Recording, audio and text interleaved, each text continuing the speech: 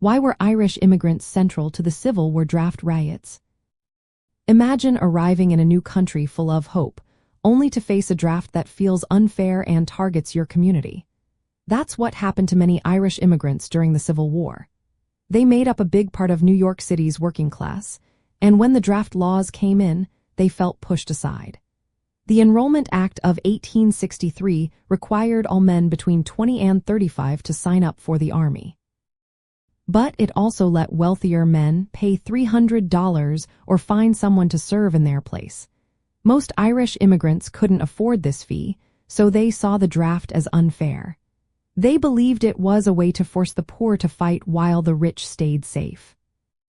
Many Irish newcomers had just arrived in the United States. They were still trying to find steady jobs and decent places to live. They also worried that the end of slavery and the arrival of freed African Americans in the North would mean even more competition for low-wage work. Newspapers and politicians fueled these fears, claiming that black people would take jobs away from white workers.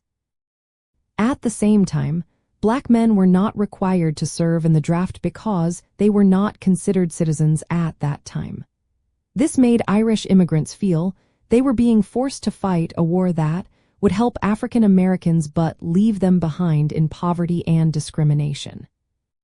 Political leaders in New York, especially those linked to the Democratic Party, encouraged opposition to the draft.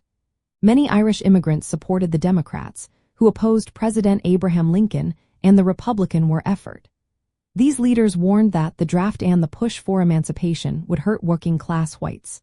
When the draft lottery started in July 1863, Irish workers and their families were among the first to protest. The protests quickly turned violent, starting at draft offices and spreading into attacks on black neighborhoods. Irish mobs burned black homes, businesses, and even the colored orphan asylum. The violence was fueled by long-standing racial tensions and economic struggles that had been building for years.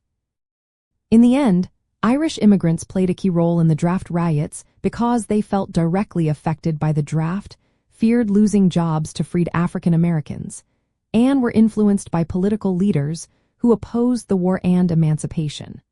Their actions showed how social, economic, and racial issues on the home front could explode into chaos during the Civil War.